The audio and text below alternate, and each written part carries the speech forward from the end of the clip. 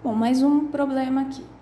Vamos ler o enunciado, tentar entender o que ele está passando de informação e ver o que ele quer saber.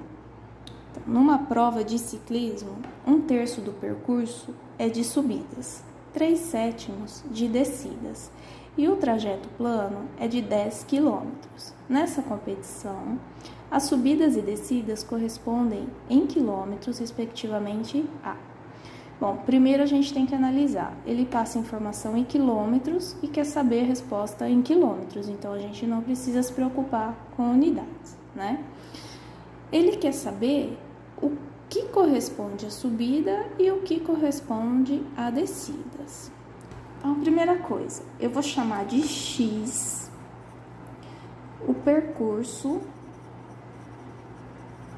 completo. Certo. Então, vamos analisar.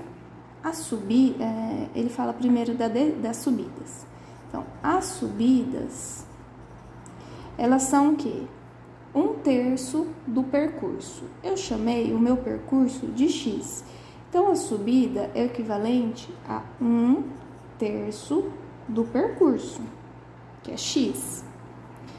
A descida, ela equivale a 3/7 do percurso. Se o percurso é X, então as descidas são 3/7 do percurso. E o que é plano equivale a 10 quilômetros, tá? Vamos considerar que todas essas medidas estão em quilômetros.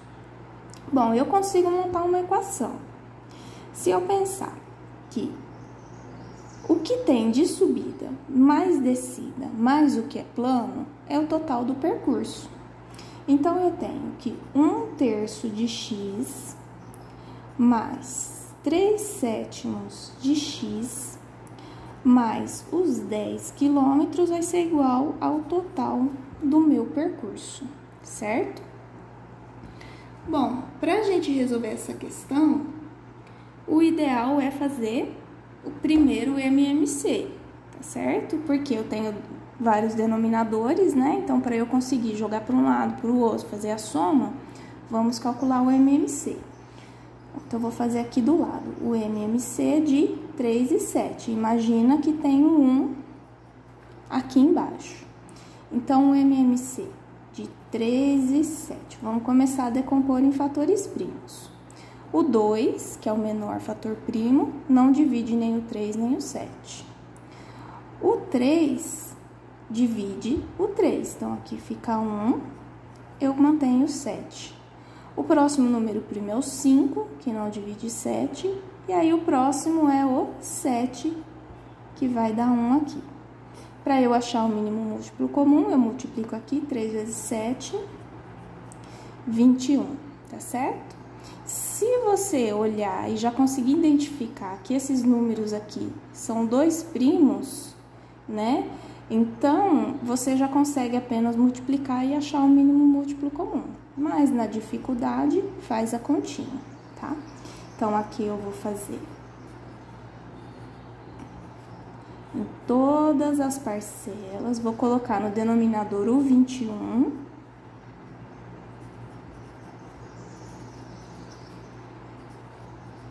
E agora, eu faço aquela regra, que é divide pelo de baixo, multiplica pelo de cima, tá certo? Por isso que tem que ser um múltiplo comum a todos, né? 21 dividido por 3 dá 7. Multiplica por x, 7x. Mais 21 dividido por 7 dá 3. Vezes 3, 9x. Mais 21 dividido por 1, 21. Vezes 10, 210. 21 dividido por 1, 21. Vezes x, 21x. Como eu fiz o mínimo, apliquei o mínimo, né, nos dois lados da igualdade, eu posso cancelar o denominador, tá?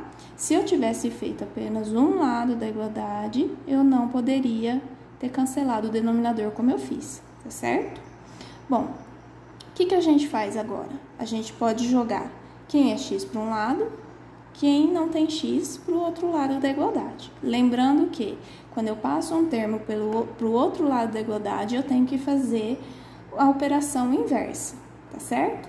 Então, eu vou manter o 7x e o 9x desse lado e vou passar o 21 para o outro. Se o 21 tá positivo, aqui eu passo negativo. O 210 está positivo, eu vou passar para o outro lado, negativo, menos 210. Agora, a gente tem que fazer as contas, né? 7 mais 9 dá 16.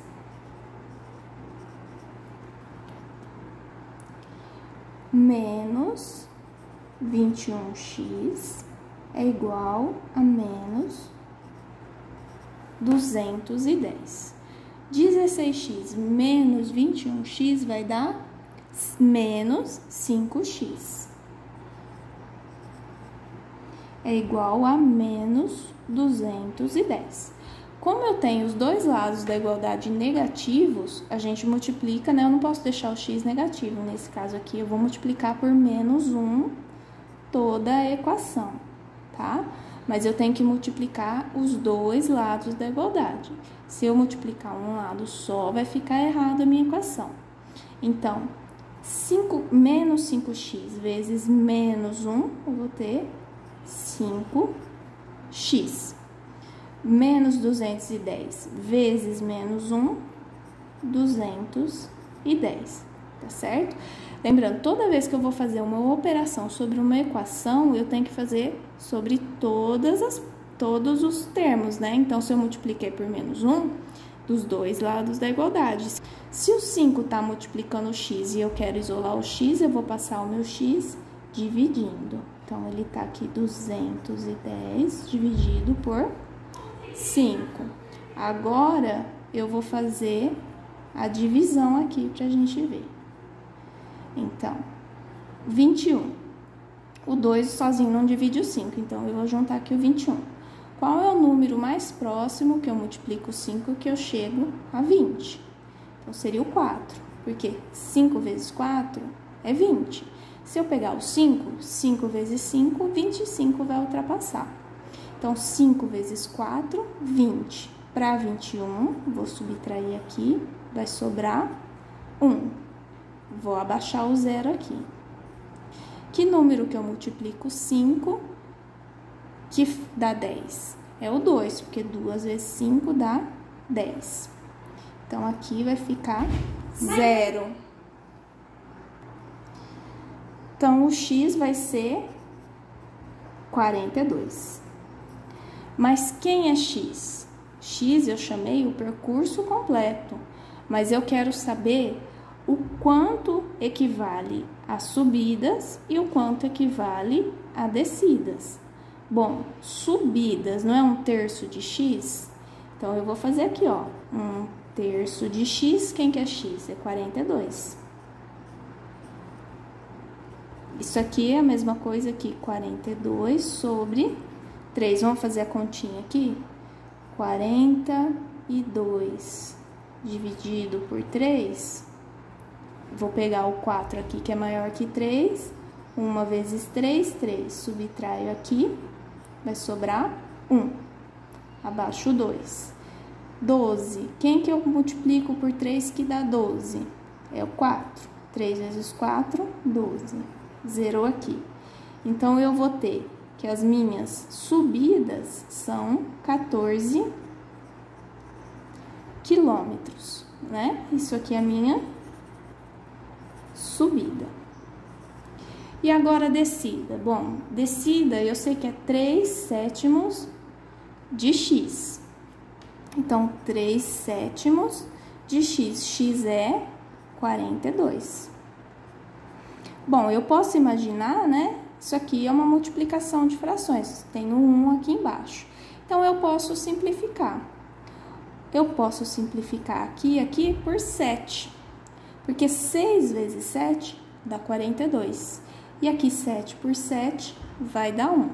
Então, eu vou multiplicar. 3 vezes 6 vai dar 18. 1 vezes 1, 1. Então, eu vou ter de descida 18 quilômetros de